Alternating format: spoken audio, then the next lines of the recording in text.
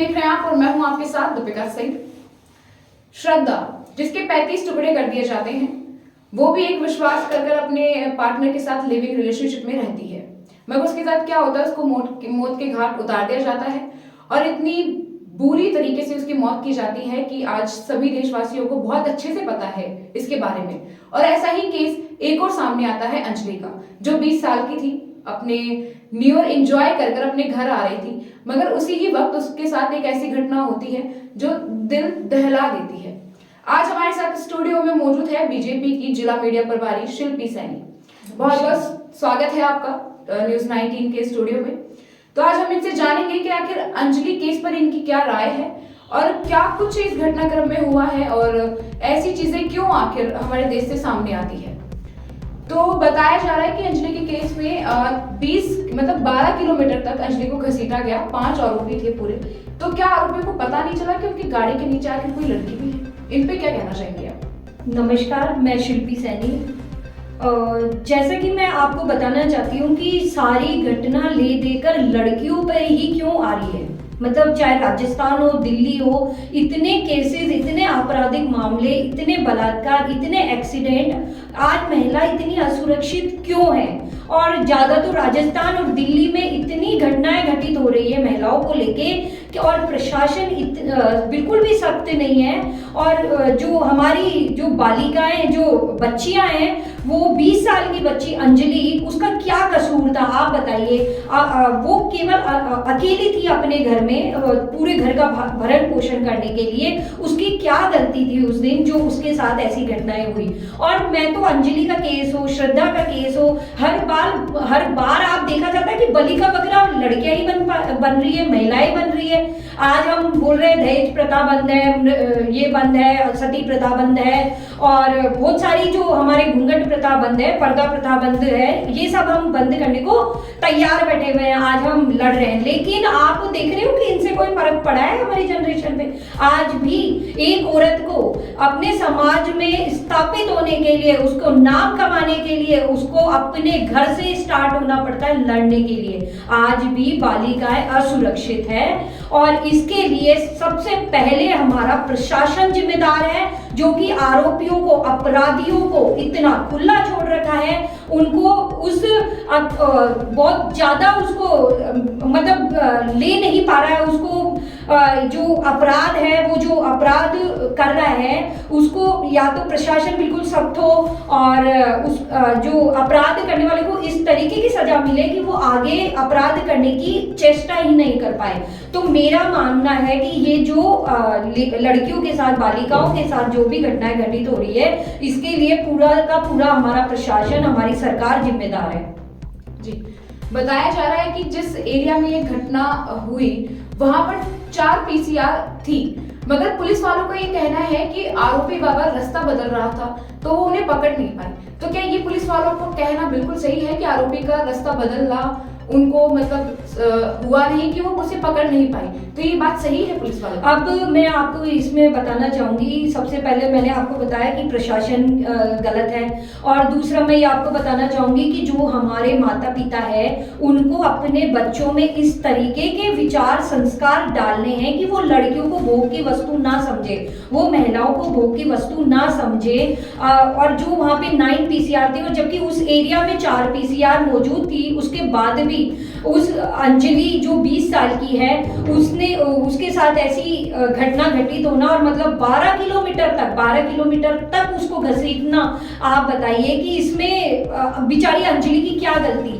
तो ये सब दोष हमारे, जो सबसे पहले मैं आपको बताना चाहूंगी कि अगर सरकार हमारी निर्बल है तो बालिकाओं में आप ही को सजेस्ट करना चाहूंगी कि आप शारीरिक रूप से पहले तो प्रबल हुए, और दूसरा किसी भी व्यक्ति पे, किसी भी अनजान व्यक्ति पे भरोसा ना करें। जैसे अंजलि की दोस्ती है, 8-10 दिन पहले वो दोस्त बनती है, तो उस ऐसे किसी भी महिला हो, चाहे पुरुष हो, चाहे अनजान व्यक्ति हो, उस पर भरोसा ना करें। आप पहले उसका पूरा आइडेंटिटी निकालें, तभी जाके आप रात के वक्त हो, क्योंकि महिलाओं के साथ ऐसी घटना बहुत ज़्यादा बढ़ चुकी है। अब अगर सरकार हमारी निर्बल है तो हम महिलाओं को ही आगे आना पड़ेगा, हम बालिकाओं को ही आगे आना पड़ेगा। और सबसे इम्पोर्टेंट थिंग जो आप समझ रहे हो, मानसिकता, जो पुरुष की मानसिकता है, जिसने केवल महिला को एक भोग की वस्तु समझ लिया है, इस मानसिकता को अगर कोई दूर कर सकता है तो उसके अपने माँ बाप है।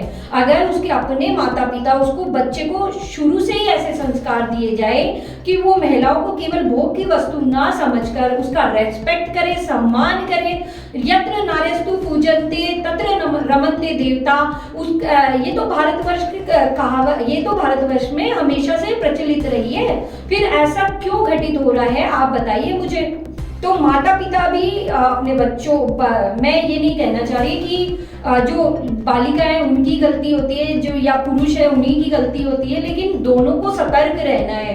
पुरुषों में तो माता पिता ऐसे संस्कार डाले कि वो नारी को भोग की वस्तु ना समझकर उसका सम्मान करे हर जगह पर। और दूसरा, नारियों को मैं सलाह देना चाहूंगी या बालिकाओं को सलाह देना चाहूंगी कि आप अपनी सुरक्षा का अपने आप ध्यान रखें, अनजान व्यक्ति पर भरोसा न करें, शारीरिक रूप से प्रबल होए। और अगर आपने किसी भी अनजान जगह जा रहे हैं, असुरक्षित जगह जा रहे हैं, तो कृपया करके अपने जो पेरेंट्स है, माता पिता है, जो अपने क्लोज लोग हैं, उनको अपना सारा जो मैसेज है, व्हाट्सएप है, उस पर आप मैसेज भेजते रहें कि मैं अब यहाँ हूँ करके। और रात को आप कृपया करके थोड़ा अपनी सुरक्षा का खुद ध्यान रखें। जी, बताया जा रहा है कि अंजलि को मरे हुए, उसकी मौत को 5 दिन हो गए हैं। पोस्टमार्टम रिपोर्ट भी सामने आ गई है, मगर अभी तक भी अंजलि की डेड बॉडी को उसके परिवार को सुपुर्द नहीं किया गया। तो इसके पीछे का कारण क्या है? आखिर प्रशासन इतना ढीलापन क्यों दिखा रहा है?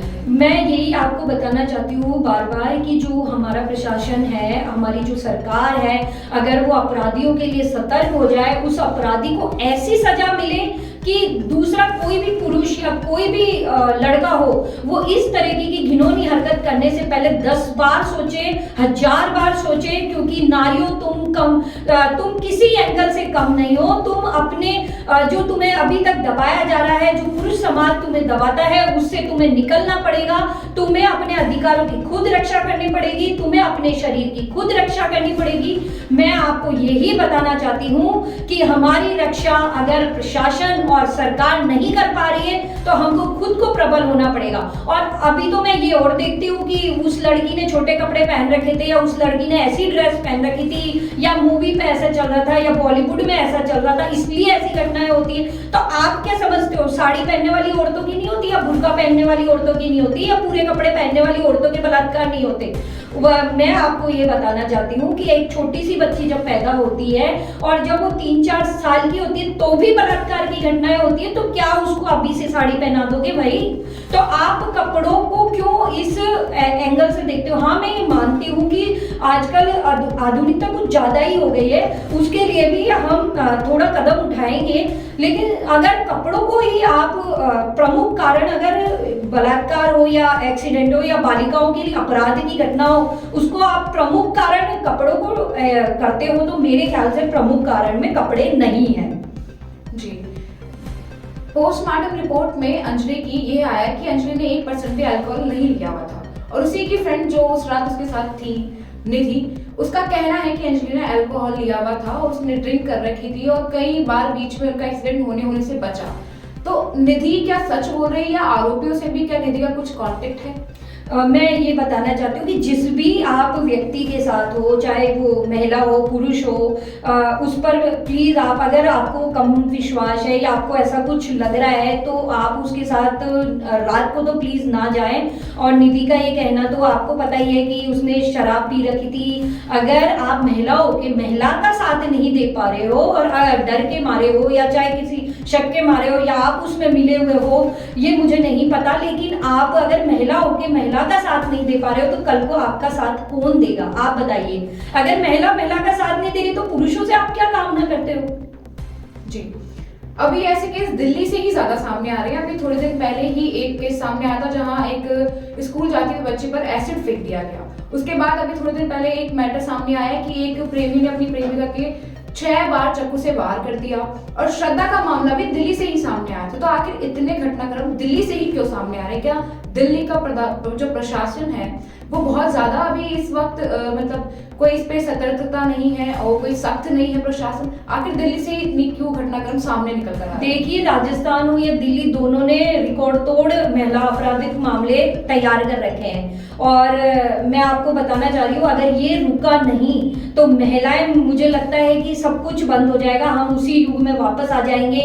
वही महिलाओं को दबाया जाएगा। जो आज महिला समाज के लिए काम करना चाहती है, जो आगे बढ़ना चाहती है, उसको आपका पुरुष समाज ही उसको बोल देगा कि घर बैठ, या घर से जो स्टार्ट होता है हमारा, क्यों होता है वो, यही तो डर होता है माँ बाप को, या अपने जो पति हो या अपने घर वाले हो, उनको यही तो डर होता है ना कि भाई मेरी वाइफ के साथ या मेरी जो बच्ची है उसके साथ कुछ गलत ना हो जाए। और कोई डर तो उसके अंदर होता नहीं है कि भाई मेरी बच्ची आगे बढ़ रही है, तो हर कोई परिवार वाला खुश होता है। लेकिन आज के 21वीं सदी में हम पार कर चुके, 20 साल आगे आ चुके हैं, लेकिन आज भी हम उस सोच से, उस मानसिकता से नहीं उबर पाए हैं कि महिला भोग की वस्तु नहीं है। महिला को वो सम्मान मिलना चाहिए समाज में। और अगर महिला के साथ अपराध होता है तो इसके लिए प्रशासन को ऐसा कुछ भी अपराध करने वाले को ऐसी सजा देनी चाहिए, सख्त हो जाना चाहिए कि वो ऐसी हरकत कभी ना कर पाए आगे। और उसको देख के, क्योंकि पता होता है कि इस अपराध में कोई ज्यादा सख्त है नहीं कानून, हम पैसे देके छुड़ा लेंगे या हम कुछ भी करके अपनी जेट लगा के छुड़वा लेंगे। तो इसी के कारण जो दूसरा अपराध इसी के कारण होता है कि पहले वाले अपराधी को ज्यादा सख्त कानून उसके लिए नहीं बना है, उसको सजा नहीं मिली है, इसीलिए आगे लोग कर पाते हैं ऐसी हरकतें। जी, बहुत ही अच्छी तरीके से समझाया आज उन्होंने कि आखिर हमें क्या करना चाहिए और क्या नहीं, और किस तरीके से घटना होती है और प्रशासन का कितना इसमें हाथ है, या आरोपी कैसे छूट जाते हैं, या उनको सजा क्यों नहीं मिलती है। हमारा आपसे एक ही राय है कि अगर कोई लड़की है, अगर रात को कहीं बाहर जाती भी है तो अपनी पूरी सेफ्टी लेकर जाए, और किसी ऐसे अननोन पर्सन या 7-8 दिन पहले ही मिले किसी ऐसे मतलब इंसान पर विश्वास ना करें कि आप उनके साथ कहीं भी बाहर जा रहे हैं।